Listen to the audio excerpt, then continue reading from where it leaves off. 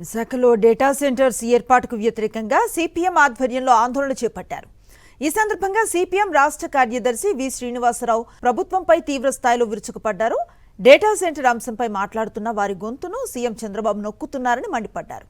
విశాఖలో data centre ఏర్పాటు చంద్రబాబు లోకేష్ కు తప్ప మరెవరికీ ఇష్టం లేదన్నారు. ప్రజలకు అవసరమైన తాగునీటిని డేటా సెంటర్స్ కు కేటాయిస్తామని చెప్పడం దుర్మార్గం అన్నారు. ముందుగా ప్రజల తాగునీటి అవసరాలను తీర్చిన తర్వాతే డేటా సెంటర్లకు నీటిని కేటాయించాలని డిమాండ్ చేశారు.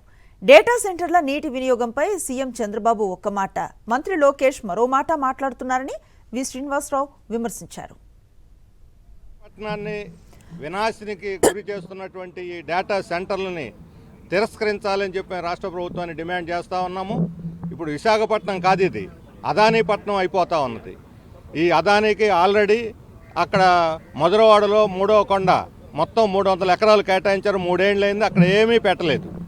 ఇక్కడ వచ్చి మరలా ఈ ముడ్సర్లోవలోనే ఈ అరిలోవ ప్రజల యొక్క దాహార్తిని తీర్చకుండా ఈ మొత్తం నీళ్ళన్నీ కూడా వాళ్ళ కట్టబెట్ట 160 ఎకరాలు సింహాద్రి అప్పన్నకు సంబంధించిన భూములు ఇక్కడ ఒక డేటా సెంటరు, మరలా తొర్లవాడ ఒక డేటా సెంటరు, రాంబిలిలో ఒక డేటా సెంటరు, మొత్తం విశాఖపట్నం చుట్టూ డేటా సెంటర్లో పెట్టి దీన్ని ఒక ల్యాండ్ మైన్స్తో సమానం అయిపోతూ ఉంది. ఇది ఈరోజు మేము అక్కడ మడ్సర్లోవా రిజర్వాయర్ చూసాం, తాగే నీళ్లు అది ఎండిపోయింది.